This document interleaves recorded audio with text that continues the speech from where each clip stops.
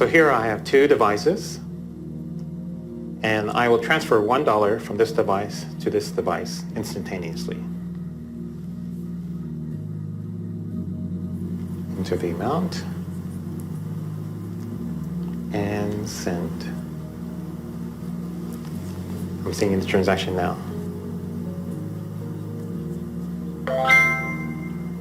And there it is.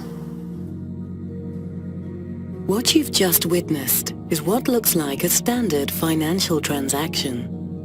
Money was transferred electronically from one account to another. But while it appears like an ordinary bank transfer, it may perhaps be the most revolutionary technology you're likely to see in your lifetime.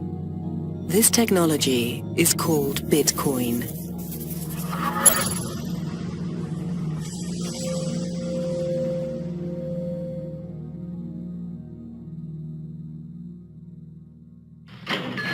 Money makes possible the exchange of many different goods and services among many different people. Wherever we go, we see money being used as a medium of exchange. Money is at the core of our existence. Every day we transact with one another.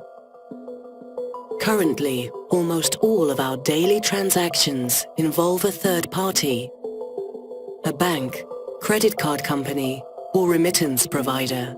And ultimately, it's these institutions that carry out the transaction on our behalf. This is until the invention of Bitcoin. Bitcoin is truly one of the most important inventions ever in the history of humankind. That's how big of an impact it's going to have on our lives. And it sounds really difficult and complicated and hard to understand hearing about it. If you had only heard about email, it would sound difficult and complicated and hard to use. Bitcoin is literally easier to use than email. So what exactly is Bitcoin? Well, for starters, Bitcoin isn't actually a coin. Bitcoin is a new form of money, a currency that lives solely on the internet, one that some have even called magic internet money. I think part of the confusion is that Bitcoin is actually two different things. It's both a currency and a payment network. And we've never had one thing that's both of those at the same time. So the dollar is a currency, but it's not a payment network. PayPal and Visa are payment networks, but they're not currencies. Bitcoin is both of those things at the same time, but it has this other property. And that other property is that it can instantly be teleported anywhere in the world, just like that, almost for free. And there's nothing that anybody can do to block these teleportations. There's nothing anybody can do to intercept these teleportations. And if you're careful about how you use Bitcoin, you can do these teleportations anonymously. So with Bitcoin, with a push of a button, you can pay anyone, anywhere in the world, or receive payment from anyone, anywhere in the world. In the aftermath of the global financial crisis, an author using the pseudonym Satoshi Nakamoto posted a 9-page document onto an online forum.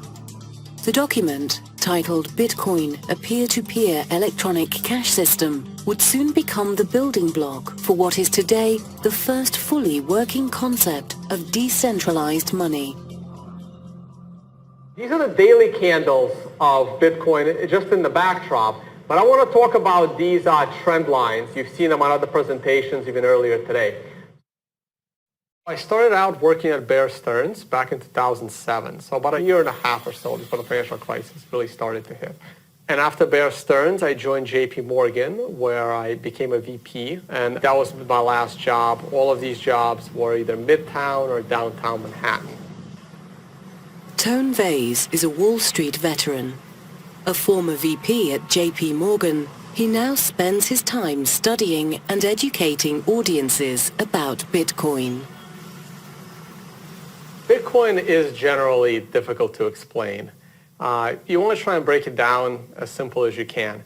So the simplest way is basically it's like a message. It's a digital message that you're passing.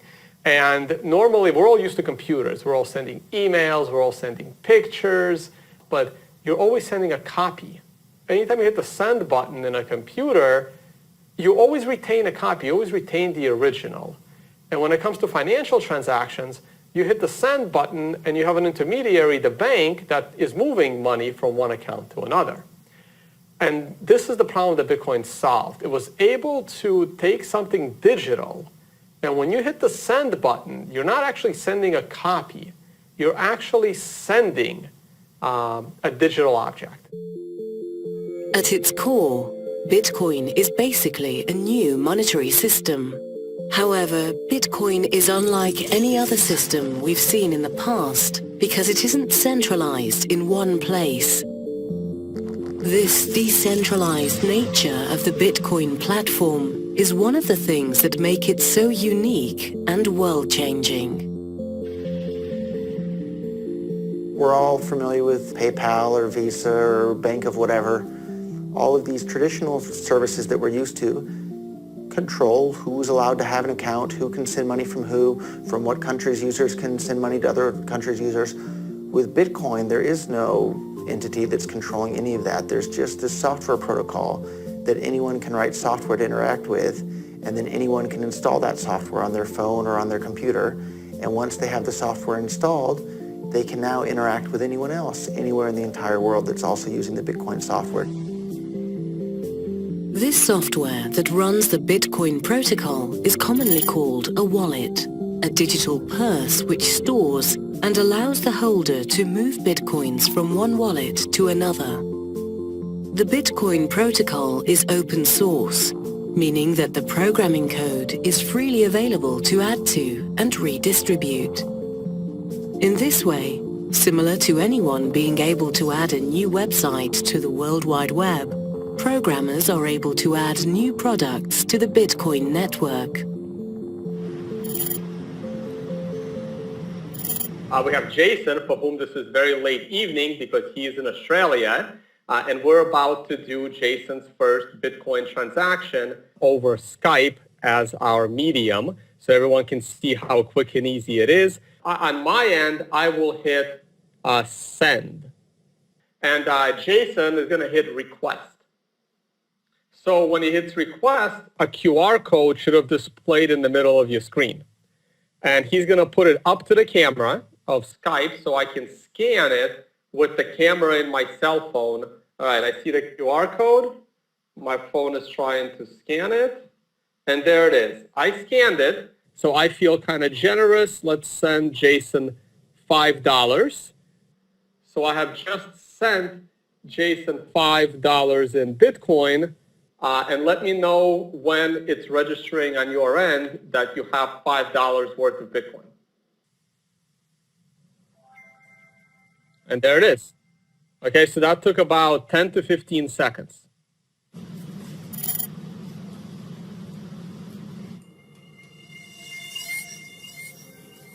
Bitcoin enables users to send and receive money instantly without the involvement of a third party. This digital breakthrough allows the user to effectively become their own bank. This is a complex idea to handle, but the possibilities of this new bankless currency are enormous. はい、こちら3240円になります。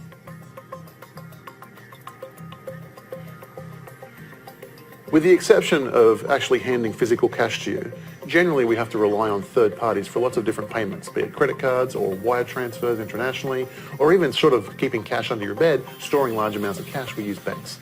And what Bitcoin does is allow us to do all of those things without any third parties. So in that sense, we can be our own bank, we can be our own payment system, we can be our own international wire system, we can be our own remittance system. We can do all of these things without relying on any other third parties. That's what Bitcoin allows us to do. Before Bitcoin, all these companies like PayPal and Visa and Bank of America and any business, they had a ledger that kept track of all their account balances. So PayPal has a ledger that keeps track of exactly who has how much money in each PayPal account. And that ledger is stored on PayPal servers in PayPal's data center somewhere. And before the invention of Bitcoin, people thought that it was impossible. All the mathematicians and computer scientists thought that it was impossible to have consensus on a distributed ledger like this. But what Bitcoin did is it came along and figured out how to keep track of this ledger that keeps track of who has what Bitcoins. But instead of that ledger being on one data center, it's on everybody's computer across the entire planet that's running the Bitcoin network, including my laptop right here. I have a full copy of the entire Bitcoin ledger. This public ledger, known as the blockchain, is perhaps what could make Bitcoin a financial game changer. Bitcoin is what is known as a cryptocurrency, meaning that it's a digital currency in which encryption is used to regulate the creation of new units and verify the transfer of funds. New Bitcoins come into existence through a process called mining. A miner is a person or entity who runs a very powerful computer in an effort to solve a complex mathematical puzzle known as a block.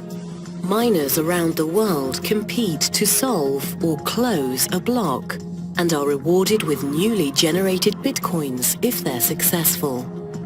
All transactions that travel through the Bitcoin network are pieces of this complex mathematical puzzle. So when a miner solves a puzzle, they're actually verifying the integrity of each and every transaction.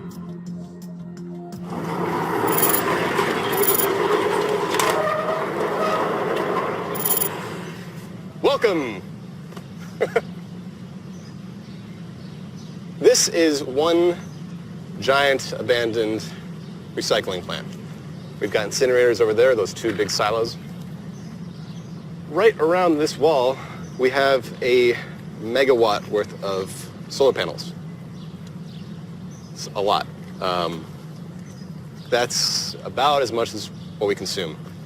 So we're going to be able to offset our electrical costs completely. This is a work in progress, but a Bitcoin mine is a group of computers that contribute its processing power to facilitating Bitcoin transfers and the security of the network. Yeah, it is one big supercomputer, and all of these individual computers are kind of throwing guesses at this mathematical problem. And it's a very difficult problem. It takes lots and lots of computers to guess it. Once that guess is correct, that is sent to all the rest of the computers, and with that answer, they record all the transactions that have been done up to that point. It's a very secure system for facilitating transfers, recording transfers, and making sure that no kind of shady work has been done. Because there's some methods in financial transactions where you could double spend, and this whole blockchain thing is one great method of making sure that doesn't happen. Say if Alice wants to send Bob an email, what would happen under the hood is that along the path of the email across the network, her email gets copied in many places of the network. And eventually the final copy will be relayed to Bob. That's how email works. That's how digital transfers work. And that's how it should work for the majority of digital transfers. That's well and good. However, in the case of money, that would be disastrous if that were to be the way that money was transferred digitally. You don't want copies of the same dollar bill to exist on the network. That would ruin the scarcity premise of money. And so this was the problem that Satoshi Nakamoto tackled with the creation of Bitcoin. And so what happens with Bitcoin, the Bitcoin's blockchain, is that when Alice wants to send one Bitcoin to Bob, she creates a transaction, and that transaction gets copied across the entire network. However, this is different than, say, a single email, because that transaction has embedded in it instructions to the rest of the network that says, from here on out, control over this Bitcoin is now conferred to Bob. Okay? And the rest of the network honors that. One time I realized that, wow, Bitcoin is really difficult for people to understand, as I spent the whole evening explaining Bitcoin to a friend of mine, and then I got home that night and she posted on my Facebook page, and she goes, yeah, I was thinking more about Bitcoins, and you were explaining Bitcoin mining, and does that mean that Bitcoins are originally underground? And I realized that Bitcoin's a difficult concept for people to understand, and especially Bitcoin mining as well, because Bitcoins are not originally underground. For new users, Bitcoin can be a difficult concept to understand. Bitcoins aren't physical, and they certainly aren't underground. However, there are some interesting similarities between Bitcoin and a precious metal that is found underground. Gold. Gold has been money and a store of value for thousands of years. Today, gold is mined all over the world. The amount of gold that can be extracted from the ground decreases over the life of a mine, until eventually the mine is exhausted of all of its gold. Bitcoins are also mined in a similar fashion. The Bitcoin algorithm is programmed so that the reward for mining new Bitcoins is halved every 4 years until the year 2140, when all Bitcoins will have been deemed to have been mined. Perhaps the mysterious creator behind Bitcoin was trying to mimic the attributes of gold, almost as if to create a digital gold coin which could be divided and then sent instantly around the world. I try to explain it in some really simple way, like miners, Bitcoin miners, they receive the reward just because they maintain the security of Bitcoin. Mathematically, it means that you need to solve quite difficult problems. It's a just guessing process. You have to make millions and millions of guesses. And if you're right and you're able to close all these transactions inside of one block, you're successful and you receive 12.5 Bitcoins as miner. Originally, this reward was 50 Bitcoins. Every 4 years, this reward for miners is 2 times less. So reward will be decreasing over the time. The creator of Bitcoin, whoever he is, was a really smart guy. And he obviously liked math a lot. And he sat down and did some calculations and thought to himself, if everybody in the entire world were to start using Bitcoin, how many Bitcoins would we need in order for that to be able to accommodate everybody using Bitcoin for this? And each Bitcoin can be divided down to 100 millionth of a Bitcoin. And if everybody in the entire world were to start using Bitcoin as their money, the smallest unit of a Bitcoin, which is called a Satoshi, it's 100 millionth of a Bitcoin, would still be worth less than 1 US penny if the entire world were to start using Bitcoin. So who is this Satoshi Nakamoto? 2 years after publishing the white paper for the peer-to-peer electronic cash system, this mysterious figure vanished, never to be heard from again. The only clues to his or her identity can be found in the white paper.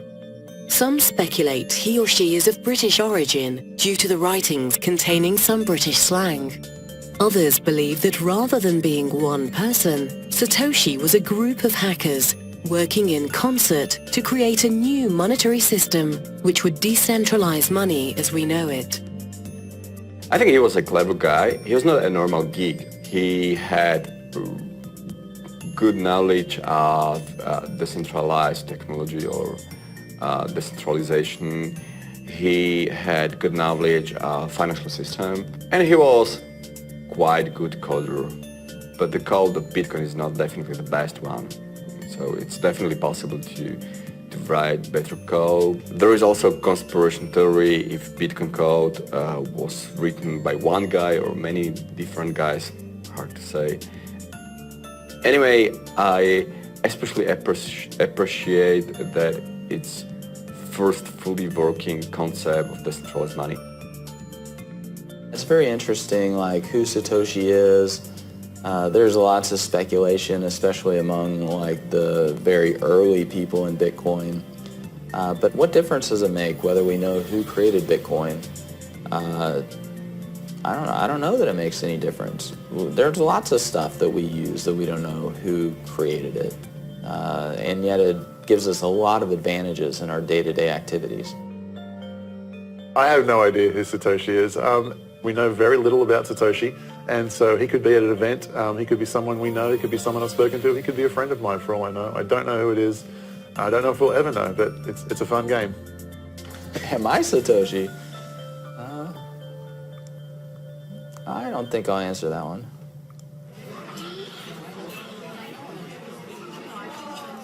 Regardless of the true identity of Satoshi, what he or she has invented could have profound effects on how our world evolves into the future.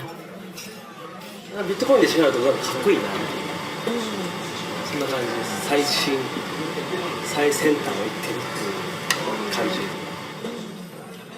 Because Bitcoin enables the user to act as their own bank, in essence, it frees the user from the traditional gatekeepers to their wealth. ビットコインはクレジットカードと違って支払いのサイトが、今まででしたら1ヶ月とか、60日後とかにカード会社からお店に支払われるものがビットコインだとそのサイクルが自由に決められますので非常に扱いやすいものだと思います。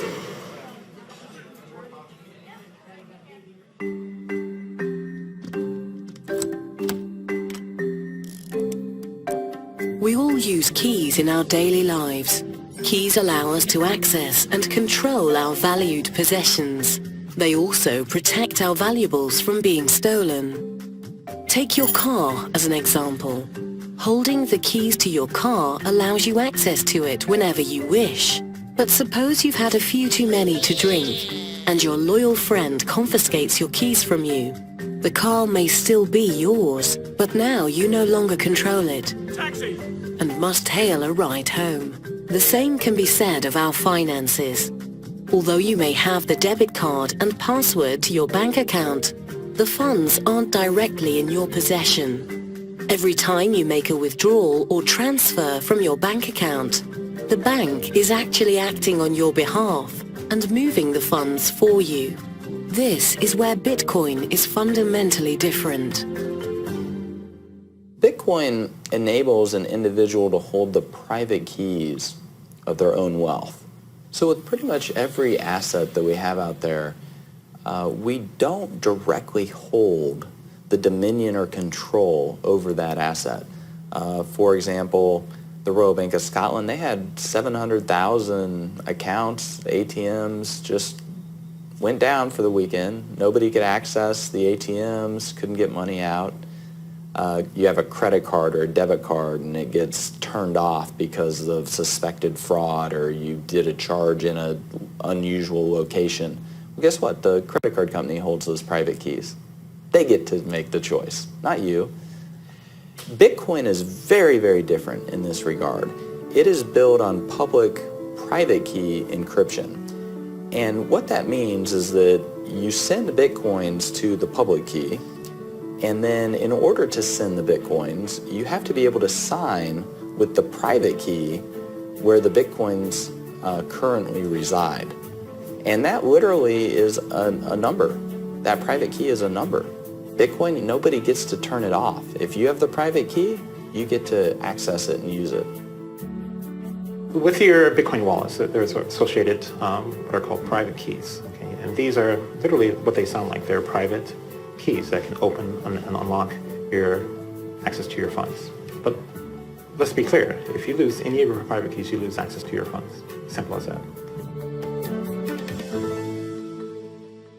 So we just bought some Bitcoins out of a local Bitcoin ATM. And so what actually comes out is what we call a cold wallet. It's a little piece of paper with two squares on it, or two things that look like Roche ink blotch tests, and a bunch of alphanumerics underneath each. Now the top is the public key, which is what people would use to send Bitcoins to this address. And the bottom one is the private key, which is what you would use to scan in order to retrieve Bitcoins from this address. Now it's very important to note that that private key is something that you really shouldn't be showing around everywhere, because whoever scans this first will be able to take the Bitcoins off this address. Also, if you were to happen to lose this piece of paper, then you've actually essentially lost your Bitcoins because nobody else has a copy of this private key.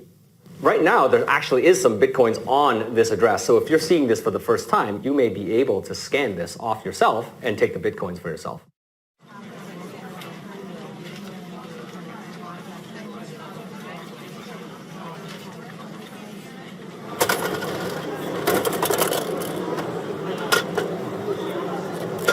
So here is a Satori coin. There is a value of 0.001 Bitcoin inside. In today's exchange rate, that would mean about 45 cents. So it's a very minimal amount, but it is true Bitcoin inside. Now, how to redeem the value out of this token, one would have to peel off the hologram sticker in the back. Here we go. And then a QR code would be exposed. And this QR code is the private key information, which is essentially like a password. And with this private key, and only with this private key, one can redeem, you can import that value to your Bitcoin wallet. Anything that's physical has a very strong sense of authority or authenticity. And to make the barrier to entry to Bitcoin as low as possible, I think everyone working on the project felt it was really important that someone could have a part of Bitcoin that they can hold in their hands that's portable and doesn't cost very much to get started. It's kind of a low commitment object. Because Bitcoin is built on public, private key encryption, the entire workflow for sending payments, particularly online, is fundamentally different from that of credit cards. Credit cards were never built to be used on the internet in the first place. When the credit cards were made, there was no internet. So a pull system is that you've given the authorization to the merchant or the credit card issuer to pull from your bank account whenever it is that they feel that they have the right to do so. With a credit card, whenever you want to initiate a transaction, you are effectively giving the keys to the merchant, right? And you give your keys to every merchant you deal with. So every time you make a transaction, for example, online or so, you're taking a risk because you're entrusting the merchant with this very personal information, which they could then take to initiate transactions as well if they wanted to. Whereas Bitcoin, it's a completely different model where the control is more weighted towards the consumer. The consumer then pushes their funds to you. And then if you're doing an internet service, right, you could broadcast a Bitcoin address and anyone in the world could send Bitcoin to you. If you were a band, a musical band, and you're performing on a concert and your concert was being broadcast around the world, if you put up on the stage a sign that had a Bitcoin address, well, you could be funded by anyone who was watching that broadcast anytime they watched it from that point onward.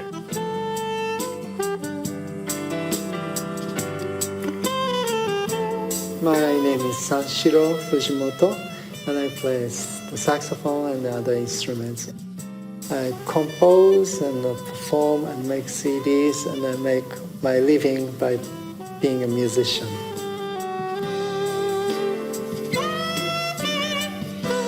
Today's small live show I did without no admission fee, and if you appreciate my music, then you can tip me.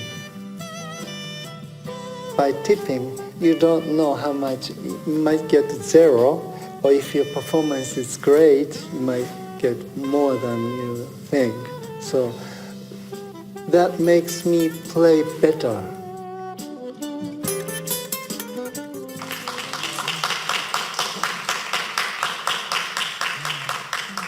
Direct interaction is more about the art itself.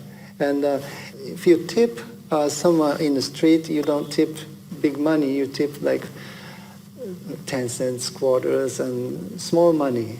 But to send the small money on the internet costs more than what you're supposed to tip. So Bitcoin is much better way to tip someone in the internet. Bitcoin payments are a push system, meaning that the funds are pushed from sender to receiver. This makes for a faster and cheaper system than traditional pull systems like credit card transactions. This in turn also means that Bitcoin transactions are final and cannot be reversed. Credit cards actually has about a 6-month settlement time. Even though the transaction looks like it went through, the person can then call back and say this was a fraudulent transaction, and then the credit card will take that money away from the merchant in some cases. In some cases, the credit card will eat the cost, and that's a chargeback. Now, we pay for this. This is the 3% fee. Merchants usually pay this 3% in order to accept credit cards. So Bitcoin transactions don't have chargebacks. I think of it as a good thing. As much as people like to say how great it is to dispute things, it very, very rarely happens. Almost never do you order something from a legitimate company and you were not satisfied and then the company did not solve your problem. Most of the time this situation happens is when your credit card is actually stolen. And your credit card can always be stolen. Everyone's credit card is all over the internet. It's just luck or bad luck if your credit card happens to be used in a fraudulent transaction. We have some businesses accepting Bitcoin, mostly restaurants, for example. We have some restaurants here set up in Acapulco. For merchants, when they accept Bitcoin, is for them to have another option, an innovative option. And for them, they have a lot of advantages. We don't charge what the credit card fees charge every time they slide the card, 3, 4, 5, even 10%, depending on the credit card. We don't charge anything.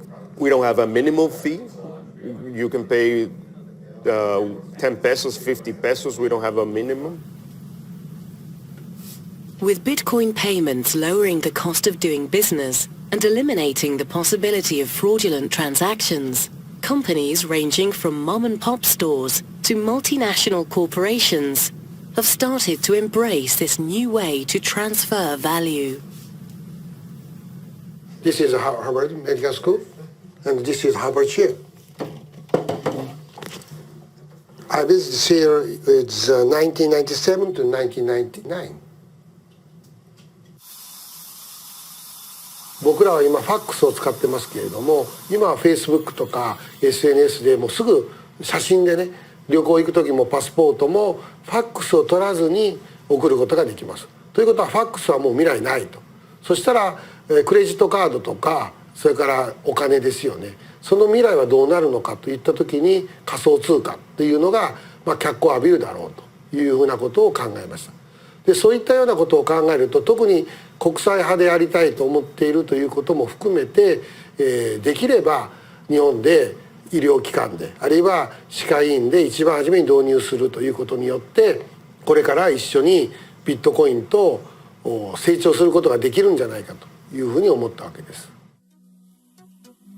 The first large publicly traded company to accept Bitcoin is Overstock, and they now ship goods to over 200 countries.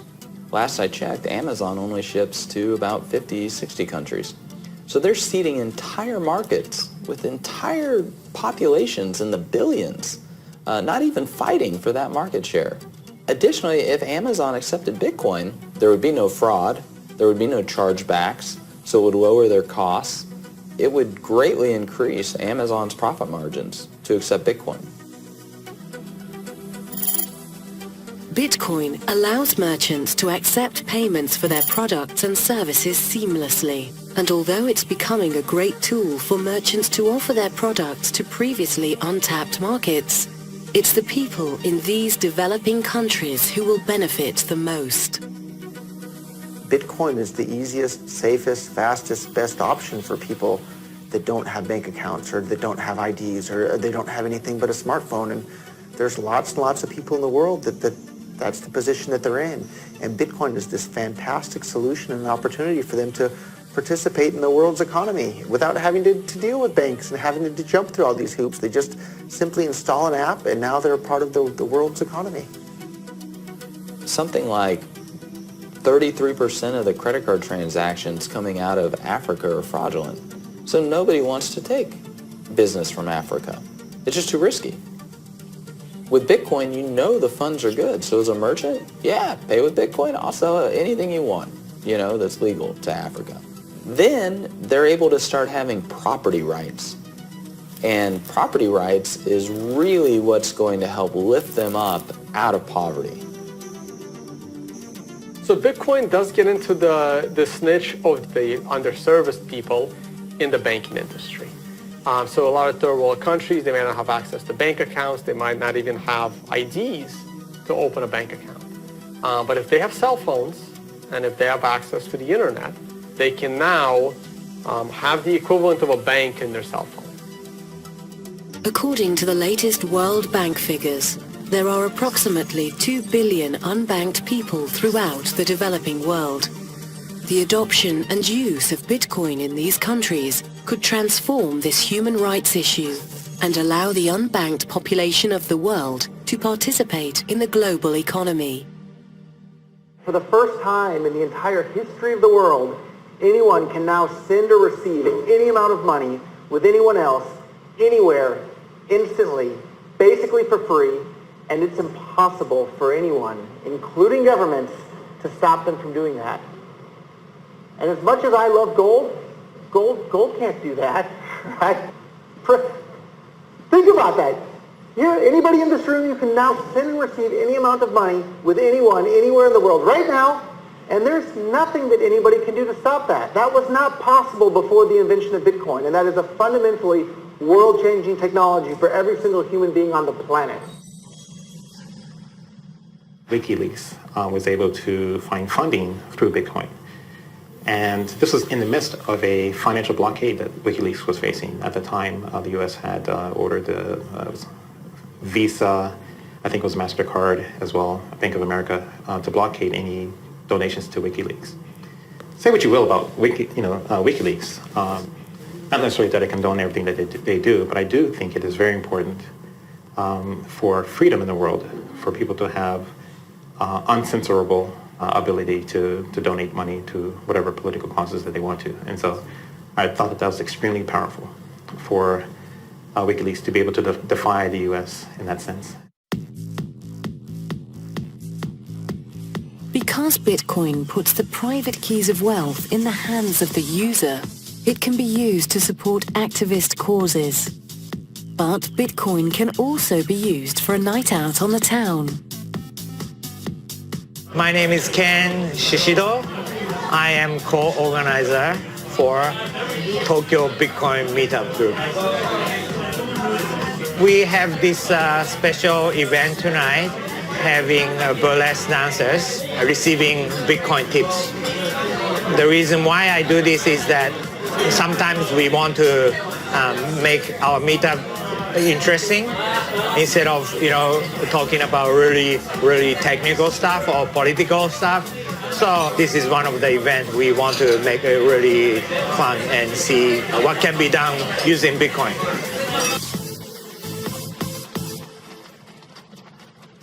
Currently, if you're living in most countries, buying things is not a problem. You have credit cards, you can still use cash, and to me, that is not the true use of Bitcoin.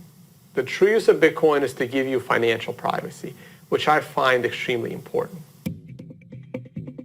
During the global financial crisis, as cracks in the financial system spread, institutions once thought to be invincible were shown to be vulnerable. As we now know, governments around the world were forced to bail out financial institutions.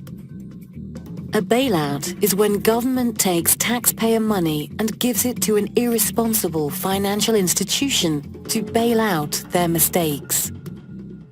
A bail-in is different in that laws are written which permit financial institutions to take funds directly from customer accounts to shore up their losses. Such a thing occurred in Cyprus in 2013. When I started learning about Bitcoin back in 2013, especially during the Cyprus event, when banks were shut down and money was confiscated from people, I remember telling my coworkers, some of the PhDs, the quants, this is really bad. This is actually going to probably start happening in many other Western countries. And they were all laughing at me saying, no, it's just Cyprus. It'll never happen here. And that's when I knew someone must have come up with a way to get around this problem.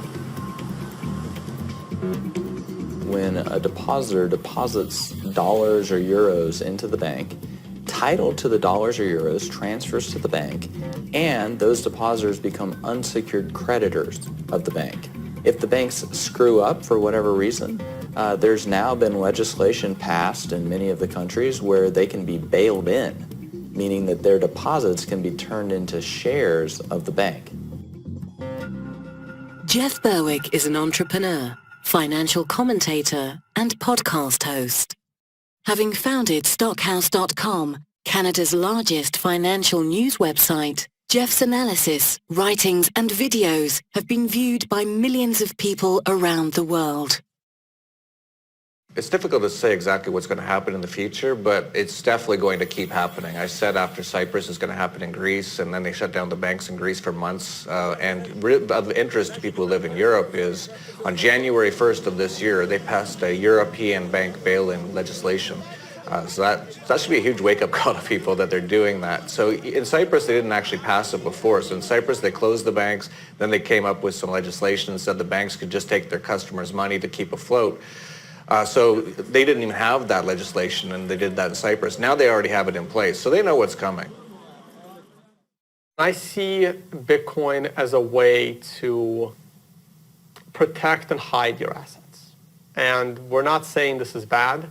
I'm not saying that only criminals hide their assets. No. People that have worked hard and they've paid taxes and they've done everything, and like what happened in Greece and Cyprus, where money in bank accounts was just confiscated. So if the next time the banking system gets in trouble, it could be users' accounts that are rated to help fund the banking system. We're talking people with significant money, 100,000, 200,000, but it's legal money. They've worked hard for it. Some economists believe that the global financial crisis of the last decade was just a precursor to a much larger calamity. If this is the case, how will governments react in response to the next failure of our financial system? Unlike the current banking system, Bitcoin allows individuals to hold the private keys to their wealth. However, this also comes with the added responsibility of securing the Bitcoins. With Bitcoin, you're in 100% complete control of your own money, but that also means you're 100% responsible for what happens to your own money. So it's your job to make sure that you keep your Bitcoin safe. People are used to things like credit cards and bank accounts and PayPal, and if your credit card gets stolen, you just call the credit card company and they cancel it, and that's the end of it. If your Bitcoins get stolen, there's nobody that you can call to ask for help. But the other side of the coin there is there's nobody that you have to call to ask for permission to use your Bitcoins however you want. So it cuts both ways. Mt. Gox, the Tokyo-based Bitcoin exchange, has filed for bankruptcy protection. The announcement comes days after the exchange announced that as much as $450 million of the virtual currency had gone missing. CEO Mark Capelli's apologized and bowed deeply on Japanese television. It remains unclear if the missing Bitcoins were stolen, voided by technological flaws, or both. So actually, this is the old Mt. Gox building. Mt. Gox was the biggest Bitcoin exchange that ever existed. I think at some point they were doing over like $100 million a day worth of volume. And they collapsed in quite a spectacular fashion in 2014. I think the size of the losses amounted to over $450 million. They claim to have lost 850,000 Bitcoins, of which 200,000 were found afterwards in some old wallet. People were putting money in and essentially giving them their Bitcoins, giving them the control of the private keys. And the irony is that exact centralization risk is what Bitcoin is supposed to free us from. And Mt. Gox just took all of the decentralized nature of Bitcoin and put it into one company with a lot of people's money. And then on top of that, put the control of that company's finances under one person who has the keys to the kingdom. So we've probably seen over the last 2 or 3 years, by my count, probably somewhere between half a dozen to upwards of 10 different major hacks of companies that are involved in Bitcoin. And one thing you have to understand is that Bitcoin is fundamentally different from securing an asset that's held within the regular financial space. With Bitcoin, if you ever get access to the private key to someone's wallet, you can initiate a transaction outside of the infrastructure of that company without their knowledge. That's unlike anything that exists currently in the financial space, where if you want to take money out of that target, you have to have infiltrated their infrastructure. I think it's part of the mentality where people are trained not to trust themselves with their own money. And so everybody puts their money in a bank for safekeeping. And so that sort of mentality where you put your money in some pooled company whose sole purpose is to safeguard it, that is a really hard stigma to break, to change. And I think this is the thing that's the most challenging about Bitcoin, is that it challenges people to question that stigma. It challenges people to take control of your own money and value and to safeguard it yourself. As we know, at this time, Bitcoin is quite secure. If you have more than half of Bitcoin network power, you can take control of the Bitcoin network. But technically, this is really hard. When we consider the current Bitcoin power, it's almost impossible. So from this point of view, Bitcoin is much secure than the biggest and the most secure portals of some biggest banks in the world. The problem is that many people do not trust Bitcoin just because there were a lot of news about hacking some Bitcoin portals and some exchange services and so on. The problem is that like all services based on Bitcoins is not a Bitcoin, itself. So you cannot associate or you cannot associate the security of Bitcoin-based services with the Bitcoin itself. The collapse of the Mt. Gox Bitcoin exchange in 2014 caused much confusion and skepticism about the security of Bitcoin. However, years after the collapse of the once largest Bitcoin exchange, Bitcoin is now on the radar of many institutions within the financial industry. The big question, the conversation you'd hear is that the question was whether blockchain technology would impact the financial industry. And now, if you go to the trade shows and you listen to the media, the question is not whether, the question is how blockchain technology will impact and transform the financial industry. It's now a foregone conclusion that blockchain technology will impact the financial industry in a major way. So that's where we are now. But we weren't always there. If you look just 2 years ago, the attitude was that Bitcoin was almost a laughable concept, and it was a non-sustainable system, and it couldn't be applied in the financial space. In Japan, the virtual currency law has passed in the lower house, and hopefully actually it will pass in the upper house as well in the very near future. That means actually government recognizes the existence of the virtual currency and trying to actually set some regulations and trying to actually support the business.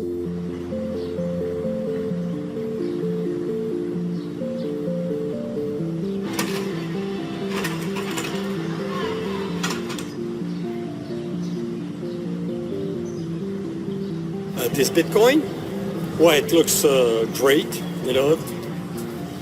It's a nice piece of collection, It's better than a yen or a penny.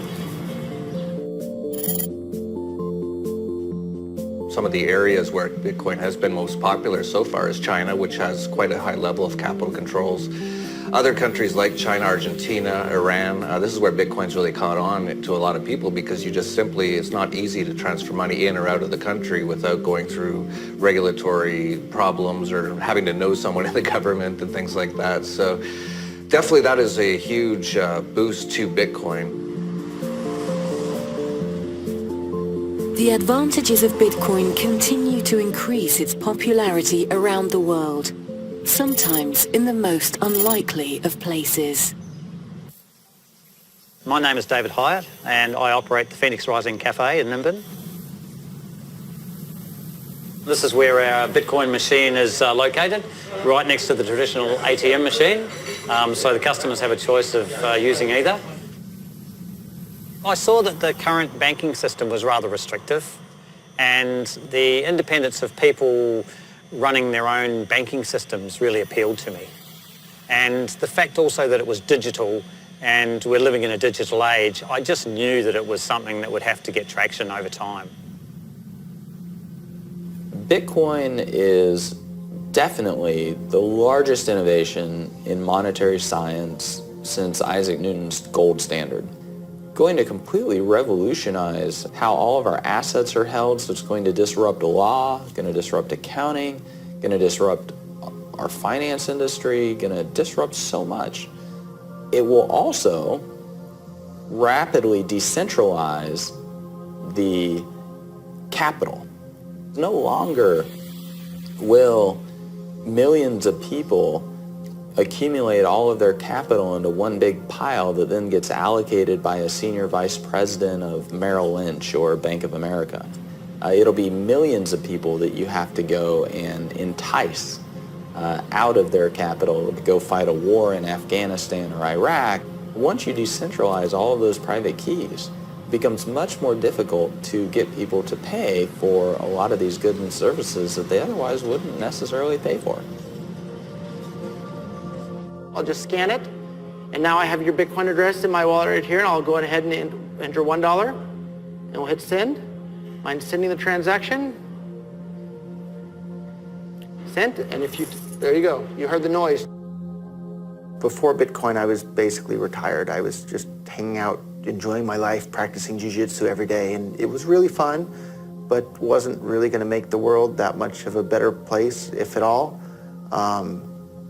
And then I discovered Bitcoin, and I looked around the world and I saw all these wars being fought and central banks debasing the currency and it basically preventing the world from being as good of a place as it potentially could be.